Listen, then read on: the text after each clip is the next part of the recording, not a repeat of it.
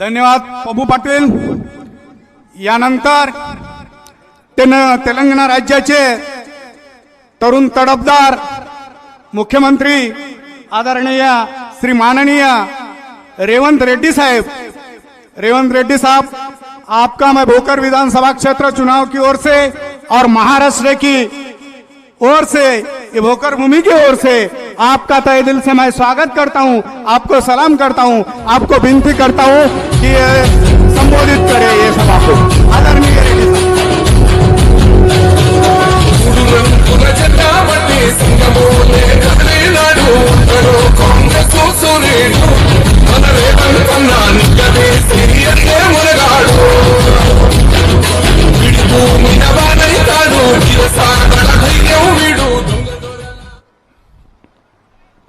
जय भवानी, जय शिवाजी, जय कांग्रेस। मित्रों,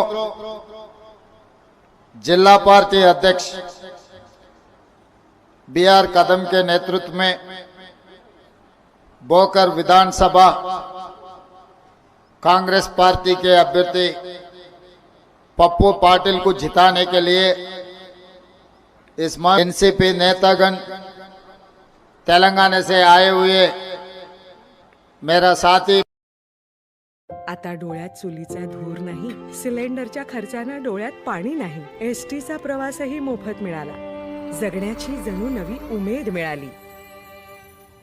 स्वाभिमानी महाराष्ट्र घडवूया, महाविकास आघाडी निवडूया। मैं कहीं से नहीं आया, ना उत्तर प्रदेश, ना मध्य प्रदेश, ना बिहार से नहीं आया।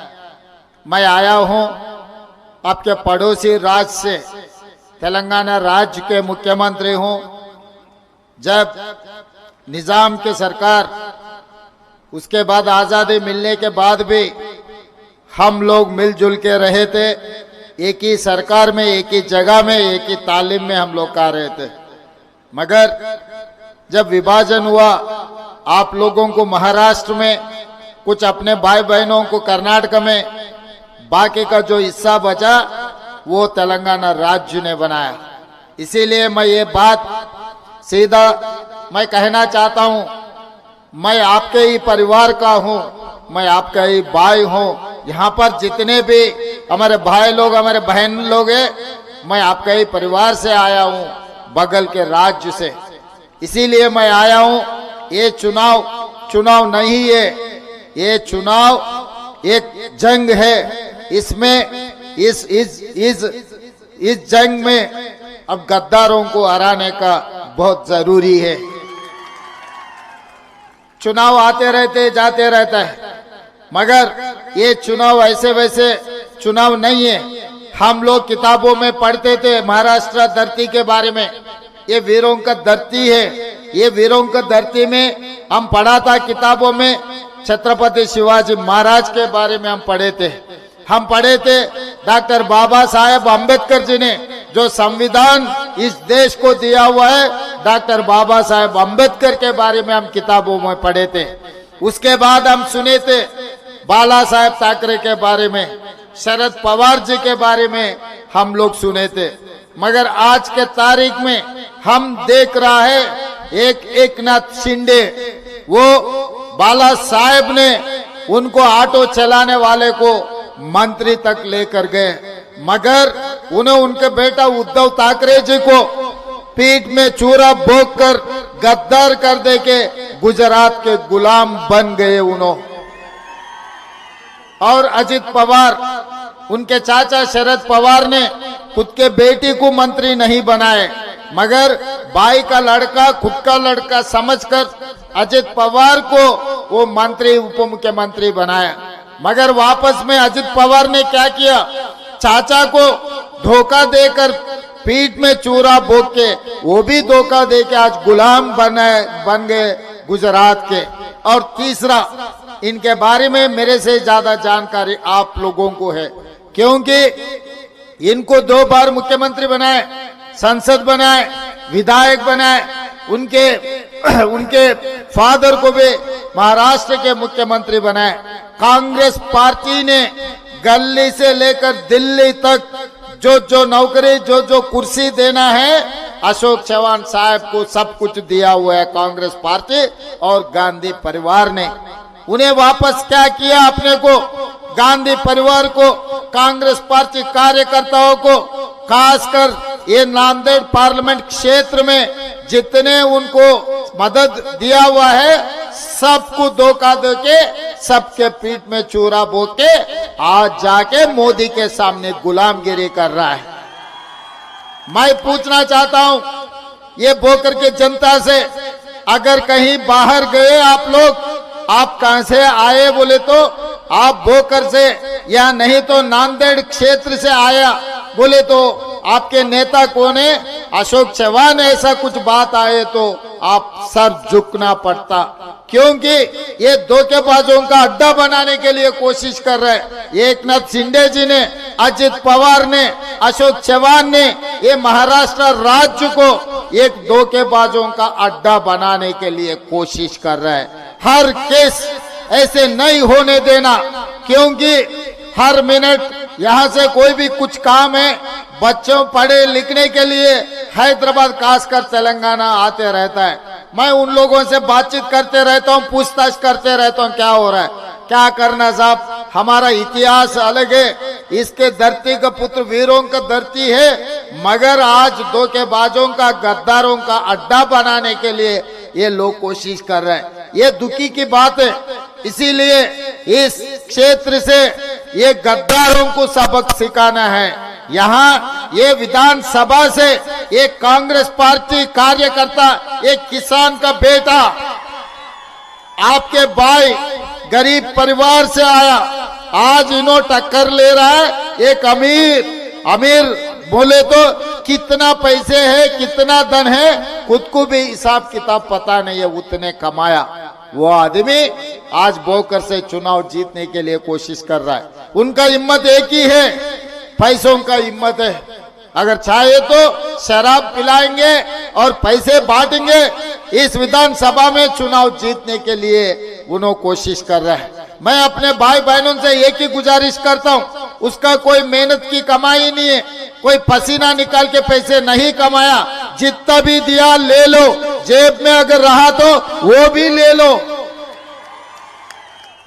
अगर वो भी खत्म हो गए उनके घर पे जाके घर में जो चीजें हैं वो भी मांग के ले लो, क्योंकि जो धोखाबाज है उनको सबक सिखाना है। दे दे तो मना मत करो, सब कुछ ले लो, पूछ के ले लो, छीन के ले लो, मगर वोट तो पप्पू पाटिल को दो, क्योंकि इस चुनाव में ईमानदार जीतना है।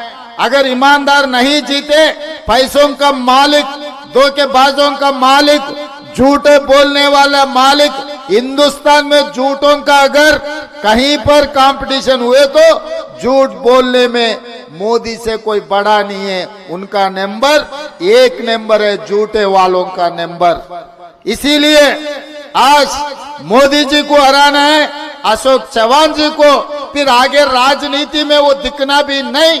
उन्होंने आपके नाम इतना खराब कर चुके हैं, कांग्रेस पार्टी को धोखा दिया हुआ है, उनको भी हराना है। और इनके साथ साथ अपना लोकसभा का भी चुनाव हो रहा है। रविंद्र चौहान को मैं अभी धर्माबाद में छोड़कर आ रहा हूं, क्योंकि वहां के कैंडिडेट को जिताने के लिए वहां पे जलसा लगा है। मुझे सोलापुर जल्दी भागने का था, मैं वहां नहीं जा सका, इसीलिए डॉक्टर मृणाल पाटिल को वहां पर चुनाव जिताने के लिए इनको रविंद्र चौहान को मैं वहां पर भेज दिए। मैं बोकर के जनता के सामने, मैं धर्माबाद के जनता को भी मैं गुजारिश करना चाहता हूं, वहां पर भी कांग्रेस पार्टी उम्मीदवार मृणाली जी को भी वहां चुनाव में जिताने का बहुत जरूरी है, क्योंकि इस बार महाराष्ट्र में महाविकास आघाड़ी का सरकार बनाना है। इसीलिए हर सीट, हर विधानसभा अपने लिए बहुत कीमती है। इसीलिए धर्माबाद में मृणाल जी को और बोकर में अपना पप्पू पाटिल को जिताने का जरूरी है। वैसे ही नांदेड़ लोकसभा क्षेत्र में भी रविंद्र चौहान को सबसे ज्यादा बहुत मेजॉरिटी देकर उन्हों को भी जिताना है। और मोदी जी ये कह रहे हैं कि तेलंगाना गारंटी के बारे में कुछ बोलना शुरू किए। मैं इस मंच से मोदी जी से ये सवाल करना चाहता हूं, आप 11 साल हो गए प्रधानमंत्री बनकर, मैं मुख्यमंत्री बनके 11 महीने हुआ। अगर बहस करना चाहता है तो मैं दिल्ली आऊंगा, नहीं तो आपके फडणवीस है, कौन है आपके जो साकी रहता है, आपके पट्टे हैं एकनाथ शिंदे और अजित पवार, फडणवीस को तीनों को हैदराबाद भेजो। होना बोले तो हवाई जहाज ही मैं दूंगा, हवाई जहाज मैं देके बुलाऊंगा। हम लोग सोनिया जी ने जो 6 गारंटी दिया हुआ है, हम लोग गारंटी निभाए। खासकर यहाँ के किसानों से मैं एक ही बात करना चाहता हूँ, मैं एक बात बोलना चाहता हूँ।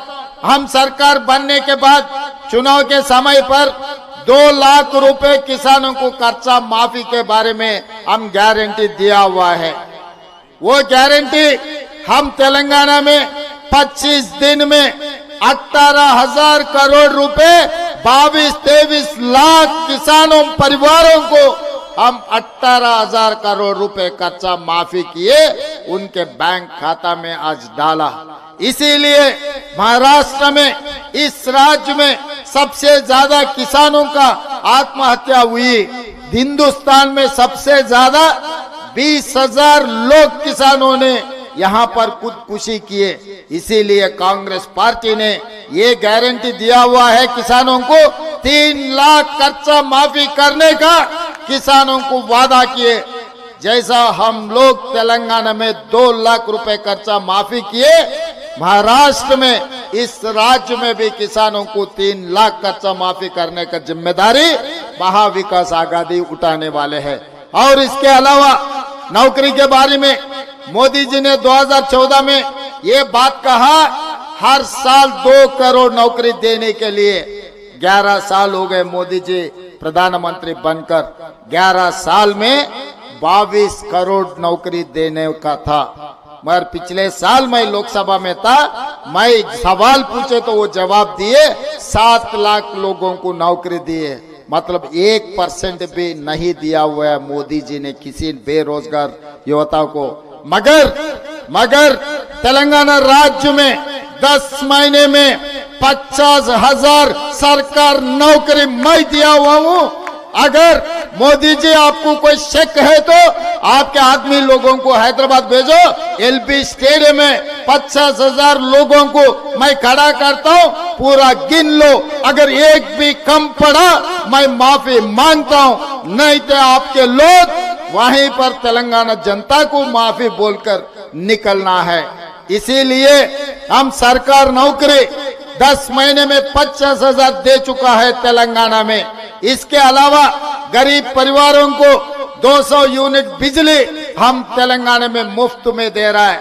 50 लाख गरीब परिवार आज 200 यूनिट आज तेलंगाना में वो लोग इस्तेमाल कर रहा है। और सिलेंडर आज महाराष्ट्र में मेरे ख्याल से हमारे बहन, हमारे दीदी लोग बोलना है, हमारे माँ लोग बोलना है 1100 रुपए है, मगर तेलंगाना में 500 रुपए में आपको सिलेंडर मिल रहा है। सोनिया जी ने आदेश दिया हुआ है 500 रुपए में सिलेंडर देने के लिए। कम से कम 50 लाख लोग परिवार को आज 500 रुपए में सिलेंडर मिल रहा है। इसीलिए हमारे माँ, हमारे बहनों से मेरा एक ही गुजारिश है, सबसे ज्यादा मेजॉरिटी या भोकर विधानसभा से पप्पू पाटिल को जिता दो। आप लोगों का 5 गारंटी निभाने का जिम्मेदारी इन्हों लेंगे, उनके साथ मैं भी लेता हूं। रविंद्र चौहान को आप लोकसभा में आप भेजने का बहुत जरूरी है। एक वोट दो, आपको 2 सेवक मिलने वाले हैं। एक सेवक पप्पू पाटिल है, दूसरा सेवक तेलंगाना मुख्यमंत्री रेवंत रेड्डी आपके सेवक बनकर आप लोग एक आवाज दिए तो फिर बोकर मैं आऊंगा। इस बार कांग्रेस के उम्मीदवार शिवसेना और एनसीपी के मदद से इस चुनाव में जिताओ। आप लोग इनको अच्छा मेजॉरिटी से जिताने, आप लोग तैयार है जिताने के लिए? तैयार है? तैयार है? सब लोग हाथ उठा दो। जय कांग्रेस, जय जय कांग्रेस। धन्यवाद मित्रों।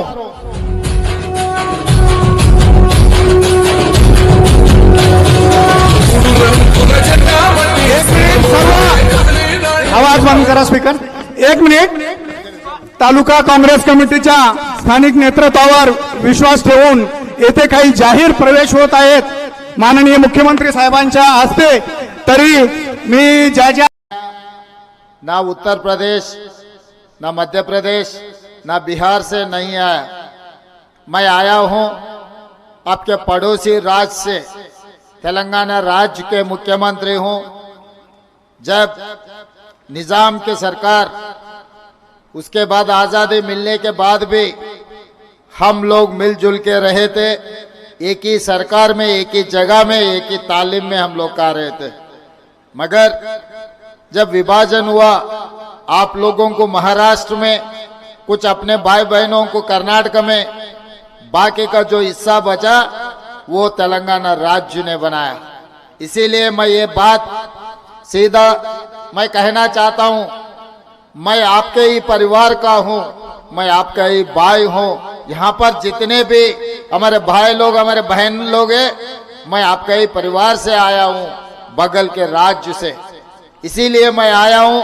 ये चुनाव नहीं है, ये चुनाव एक जंग है। इसमें इस जंग में अब गद्दारों को हराने का बहुत जरूरी है।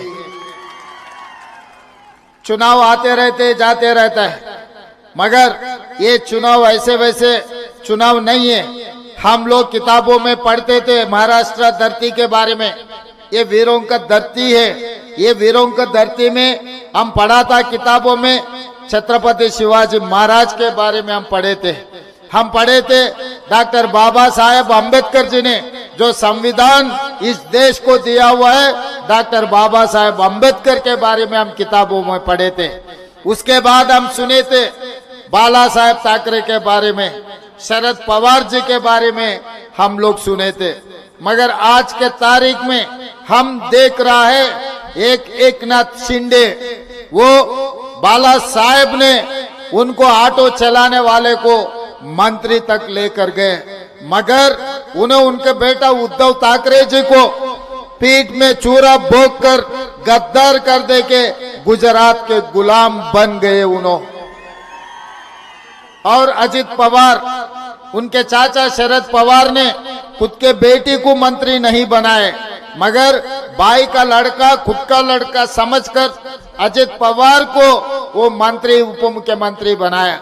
मगर वापस में अजित पवार ने क्या किया, चाचा को धोखा देकर पीठ में चूरा भोग के, वो भी धोखा दे के आज गुलाम बन गए गुजरात के। और तीसरा, इनके बारे में मेरे से ज्यादा जानकारी आप लोगों को है, क्योंकि इनको 2 बार मुख्यमंत्री बनाए, संसद बनाए, विधायक बनाए। उनके फादर को भी महाराष्ट्र के मुख्यमंत्री बनाए। कांग्रेस पार्टी ने गली से लेकर दिल्ली तक जो नौकरी, जो कुर्सी देना है, अशोक चव्हाण साहब को सब कुछ दिया हुआ है कांग्रेस पार्टी और गांधी परिवार ने। उन्हें वापस क्या किया, अपने को, गांधी परिवार को, कांग्रेस पार्टी कार्यकर्ताओं को, खासकर ये नांदेड़ पार्लियामेंट क्षेत्र में जितने उनको मदद दिया हुआ है, सबको धोखा देके, सबके पीठ में चूरा बोल के आज जाके मोदी के सामने गुलामगिरी कर रहा है। मैं पूछना चाहता हूं ये बोकर के जनता से, अगर कहीं बाहर गए आप लोग, आप कहां से आए बोले तो आप बोकर से, या नहीं तो नांदेड़ क्षेत्र से आया बोले तो आपके नेता कौन है, अशोक चव्हाण, ऐसा कुछ बात आए तो आप सर झुकना पड़ता, क्योंकि ये धोखेबाजों का अड्डा बनाने के लिए कोशिश कर रहे हैं। एक नाथ शिंदे जी ने, अजित पवार ने, अशोक चव्हाण ने ये महाराष्ट्र राज्य को एक धोखेबाजों का अड्डा बनाने के लिए कोशिश कर रहे हैं। हर केस ऐसे नहीं होने देना, क्योंकि हर मिनट यहाँ से कोई भी कुछ काम है, बच्चों पढ़े लिखने के लिए हैदराबाद खासकर तेलंगाना आते रहता है। मैं उन लोगों से बातचीत करते रहता हूँ, पूछताछ करते रहता हूँ क्या हो रहा है, क्या करना साहब। हमारा इतिहास अलग है, इसके धरती का पुत्र वीरों का धरती है, मगर आज धोखेबाजों का, गद्दारों का अड्डा बनाने के लिए ये लोग कोशिश कर रहे हैं। ये दुखी की बात है। इसीलिए इस क्षेत्र से ये गद्दारों को सबक सिखाना है। यहाँ ये विधानसभा से एक कांग्रेस पार्टी कार्यकर्ता, एक किसान का बेटा, आपके भाई गरीब परिवार से आया, आज इन्हों टक्कर ले रहा है एक अमीर बोले तो कितना पैसे है, कितना धन है, खुद को भी हिसाब किताब पता नहीं है, उतने कमाया वो आदमी आज बोकर से चुनाव जीतने के लिए कोशिश कर रहा है। उनका हिम्मत एक ही है, पैसों का हिम्मत है। अगर चाहे तो शराब पिलाएंगे और पैसे बांटेंगे। इस विधानसभा में चुनाव जीतने के लिए उन्होंने कोशिश कर रहा है। मैं अपने भाई बहनों से एक ही गुजारिश करता हूं, उसका कोई मेहनत की कमाई नहीं है, कोई पसीना निकाल के पैसे नहीं कमाया, जितना भी दिया ले लो, जेब में अगर रहा तो वो भी ले लो, अगर वो भी खत्म हो गए उनके घर पे जाके घर में जो जो चीजें हैं वो भी मांग के ले लो, क्योंकि जो धोखाबाज है उनको सबक सिखाना है। दे दे तो मना मत करो, सब कुछ ले लो, पूछ के ले लो, छीन के ले लो, मगर वोट तो पप्पू पाटिल को दो, क्योंकि इस चुनाव में ईमानदार जीतना है। अगर ईमानदार नहीं जीते, पैसों का मालिक, धोखेबाजों का मालिक, झूठे बोलने वाला मालिक, हिंदुस्तान में झूठों का अगर कहीं पर कंपटीशन हुए तो झूठ बोलने में मोदी से कोई बड़ा नहीं है। उनका नंबर एक नंबर है, झूठे वालों का नंबर। इसीलिए आज मोदी जी को हराना है, अशोक चौहान जी को, फिर आगे राजनीति में वो दिखना भी नहीं। उन्होंने आपके नाम इतना खराब कर चुके हैं, कांग्रेस पार्टी को धोखा दिया हुआ है, उनको भी हराना है।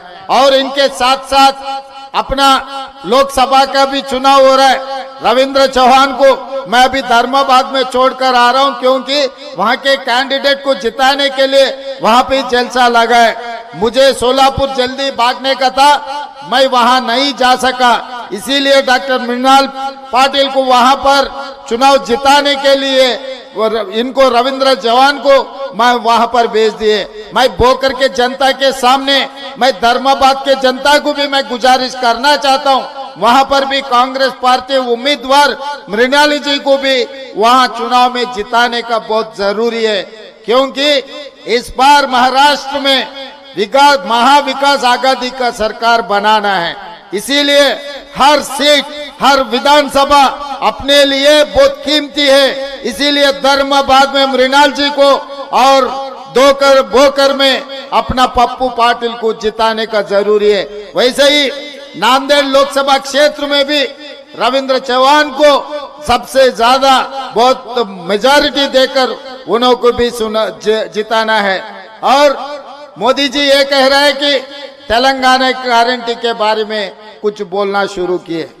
मैं इस मंच से मोदी जी से ये सवाल करना चाहता हूं, आप 11 साल हो गए प्रधानमंत्री बनकर, मैं मुख्यमंत्री बनके 11 महीने हुआ। अगर बहस करना चाहता है तो मैं दिल्ली आऊंगा, नहीं तो आपके फडणवीस है, कौन है आपके जो साकी रहता है, आपके पट्टे हैं, एकनाथ शिंदे और अजित पवार, फडणवीस को तीनों को हैदराबाद भेजो। होना बोले तो हवाई जहाज ही मैं दूंगा, हवाई जहाज मैं दे के बुलाऊंगा। हम लोग सोनिया जी ने जो 6 गारंटी दिया हुआ है, हम लोग गारंटी निभाए। खासकर यहाँ के किसानों से मैं एक ही बात करना चाहता हूँ, मैं एक बात बोलना चाहता हूँ, हम सरकार बनने के बाद चुनाव के समय पर 2 लाख रुपए किसानों को कर्जा माफी के बारे में हम गारंटी दिया हुआ है। वो गारंटी हम तेलंगाना में 25 दिन में 18,000 करोड़ रुपए 22-23 लाख किसानों परिवारों को हम 18,000 करोड़ रुपए कर्जा माफी किए। उनके बैंक खाता में आज डाला। इसीलिए महाराष्ट्र में, इस राज्य में सबसे ज्यादा किसानों का आत्महत्या हुई।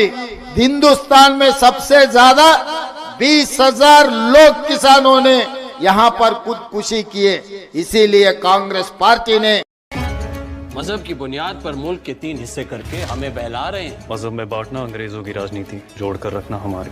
हमें एक इंडिपेंडेंट सॉवरेन पाकिस्तान चाहिए। जिन्ना के साथ कोई समझौता नहीं होगा। अगर कांग्रेस जंग मांग रही है तो हम इनकार नहीं करेंगे। एक बार ये लकीर खींच गई, मिटाए नहीं मिटेगी। देखिए freedom at midnight Sony LIV पर। हर साल 2 करोड़ नौकरी देने के लिए 11 साल हो गए मोदी जी प्रधानमंत्री बनकर। 11 साल में 22 करोड़ नौकरी देने का था। मगर पिछले साल मैं लोकसभा में था, मैं सवाल पूछे तो वो जवाब दिए 7 लाख लोगों को नौकरी दिए। मतलब 1% भी नहीं दिया हुआ है मोदी जी ने किसी बेरोजगार युवता को। मगर तेलंगाना राज्य में 10 महीने में 50,000 सरकार नौकरी मैं दिया हुआ हूँ। अगर मोदी जी आपको कोई शक है तो आपके आदमी लोगों को हैदराबाद भेजो। एलबी स्टेडियम में 50,000 लोगों को मैं खड़ा करता हूँ, पूरा गिन लो। अगर एक भी कम पड़ा मैं माफी मांगता हूँ, नहीं तो आपके लोग वहीं पर तेलंगाना जनता को माफी बोलकर निकलना है। इसीलिए हम सरकार नौकरी 10 महीने में 50,000 दे चुका है तेलंगाना में। इसके अलावा गरीब परिवारों को 200 यूनिट बिजली हम तेलंगाना में मुफ्त में दे रहा है। 50 लाख गरीब परिवार आज 200 यूनिट आज तेलंगाना में वो लोग इस्तेमाल कर रहा है। और सिलेंडर आज महाराष्ट्र में मेरे ख्याल से हमारे बहन, हमारे दीदी लोग बोलना है, हमारे माँ लोग बोलना है 1100 रुपए है। मगर तेलंगाना में 500 रुपए में आपको सिलेंडर मिल रहा है। सोनिया जी ने आदेश दिया हुआ है 500 रुपए में सिलेंडर देने के लिए।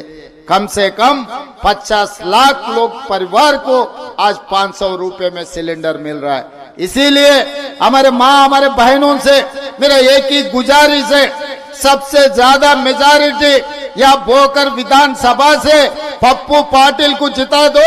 आप लोगों का 5 गारंटी निभाने का जिम्मेदारी इन्हों लेंगे। उनके साथ मैं भी लेता हूं। रविंद्र चौहान को आप लोकसभा में आप भेजने का बहुत जरूरी है। एक वोट दो, आपको 2 सेवक मिलने वाले हैं। एक सेवक पप्पू पाटिल है, दूसरा सेवक तेलंगाना मुख्यमंत्री रेवंत रेड्डी आपके सेवक बनकर आप लोग एक आवाज दिए तो फिर बोकर मैं आऊंगा। इस बार कांग्रेस के उम्मीदवार शिवसेना और एनसीपी के मदद से इस चुनाव में जिताओ। आप लोग इनको अच्छा मेजॉरिटी से जिताने, आप लोग तैयार है जिताने के लिए? तैयार है? सब लोग हाथ उठा दो। जय कांग्रेस, जय कांग्रेस। धन्यवाद मित्रों।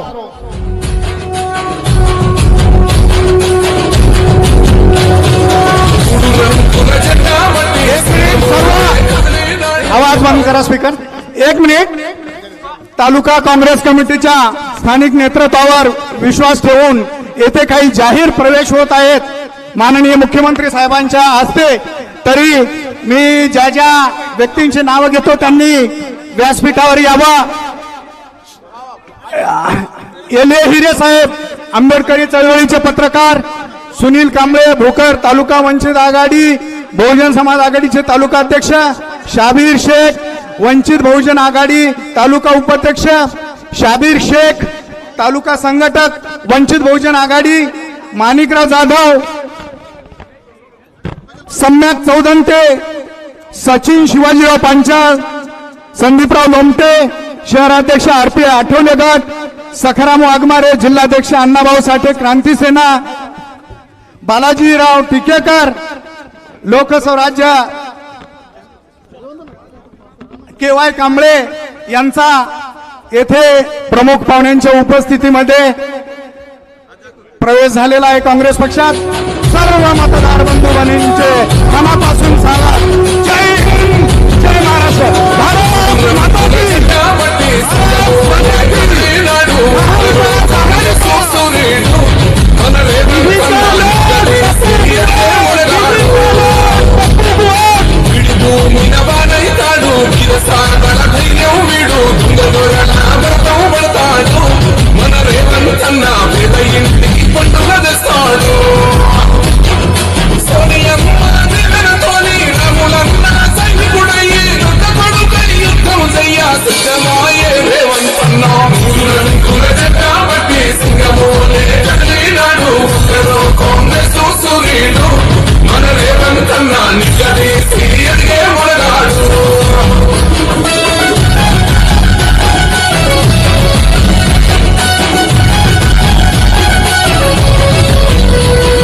దాడులన్నీ జరిగిన గాని గడవలేదు రేవంతన్నా రక్తకంతా ఎందుకు ఎదిగాడో అసలాటనే మొదలంటున్నాడు మొక్కనాడు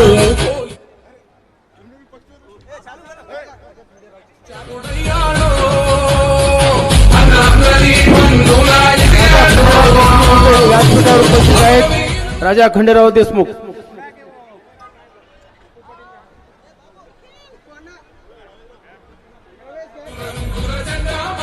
राजा खंडेराव देशमुख हे सुद्धा व्यासपीठावर आलेले आहेत. ते बी काँग्रेस पक्षात जाहीर प्रवेश करणार आहेत.